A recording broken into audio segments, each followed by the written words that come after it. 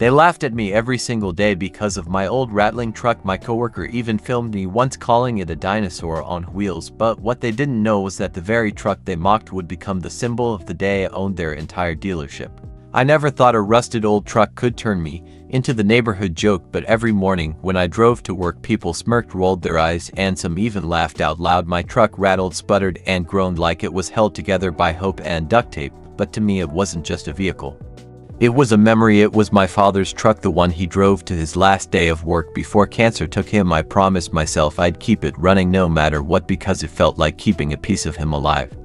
But not everyone understood, especially not my coworker Dylan, a slick guy with shiny shoes and a brand new sports car. He mocked me every day, calling my truck prehistoric, saying clients probably thought I was delivering scrap metal instead of closing deals. One day he even pulled out his phone filming me as I climbed in, saying, "Look at this dinosaur on wheels." Everyone laughed, even my boss shook his head. My face burned with humiliation, but I smiled because I knew something they didn't. I'd been saving every penny, planning something big.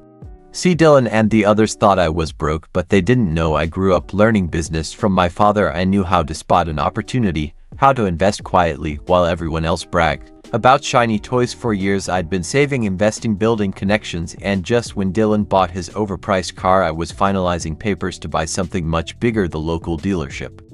The day the deal closed, I almost cried signing those papers, shaking hands with the previous owner who was retiring. When I finally held the keys, it felt like holding destiny. I didn't tell anyone I drove my old rattling truck to work just like always. Dylan smirked again and asked, "When are you finally gonna get rid of that pile of junk?" I just smiled and said, "Maybe sooner than you think." That Friday I walked into the office early, suit on, hair neat, everyone staring because I never dressed like that. Dylan joked, "Who died?" I just grinned a little. By noon, I sent out an email to the entire company inviting them to a special announcement at the dealership across town. People showed up, confused, laughing.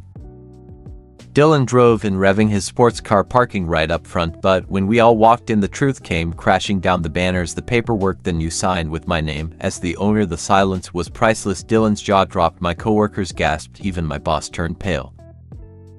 I stood on the stage in front of the cars, my old truck parked proudly at the entrance, and I said, "This dealership is mine. From now on, every vehicle here, every sale, every contract runs through me." And for the first time in my life, the laugh stopped. Dylan turned beet red, his shiny car suddenly looking small next to the empire I owned. People clapped, some shook my hand. Dylan walked out in silence, head down.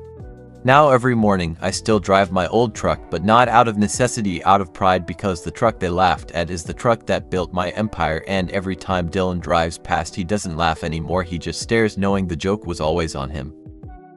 Now my truck sits proudly at the front of my dealership, a reminder that value isn't measured in shine or status, but in heart and persistence. And while they mock me for driving it, I smile every time I turn the key, because this truck didn't just carry me, it carried my destiny.